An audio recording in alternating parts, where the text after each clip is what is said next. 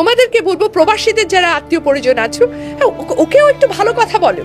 ছোট ছোট ভালো কথা বলা যায় কিন্তু, যে আমি এইবার গরুর দুধ দিয়ে না, আমি ঠিক করছি একবার ঘি বানায় উঠায় রাখবো, তুমি আসলে গরম ভাতে ঘি দিয়ে খাবা, কতদিন হাতের তৈরি ঘি খাও না। এরকম যার যতটুকু সামর্থ্য আছে, কিন্তু তাকেও একটু একটা দুটো ভালো কথা বলতে হয়।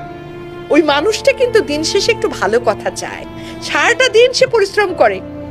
এবং প্রবাস জীবন না, প্রবাস জীবন ছায়াছবির গল্প না, সিনেমায় দেখলাম প্রবাস না রে ভাই, আসল প্রবাস বড় কষ্টের।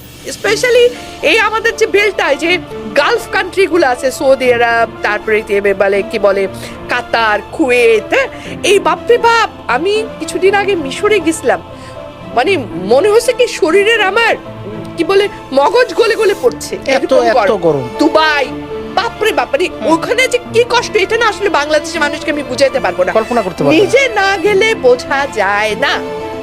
তো এখানে যারা কাজ করছে, যে কত কষ্ট করছে, আমি তো তাদেরকে স্যালুট করি, যে ওরা মানুষ না, এবং করে কয় টাকা ওরা নিজের জন্য রাখে, আর কি মানবতার জীবন যাপন করে, খায় কি না, একদম একতলা দুতলা ডরমেটরির মতো থাকা, একেবারে কিসের জন্য?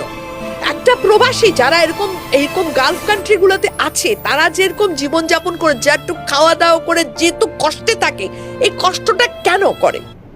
পরিবারের জন্য করে, পরিবারকে হাসি মুখে রাখার জন্য করে। এই পরিবারের কাছে আমার অনুরোধ যে প্লিজ তার কষ্টকে একটু মূল্যায়ন করো, তাকে একটু ভালোবাসো, বেশি কি আর তার লোকে একটু ভালো কথা বলো।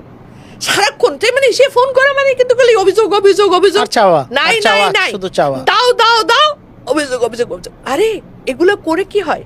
ওর ভেতরে একটা রুহের হায় হয়, কিন্তু সেও তো একটা মানুষ।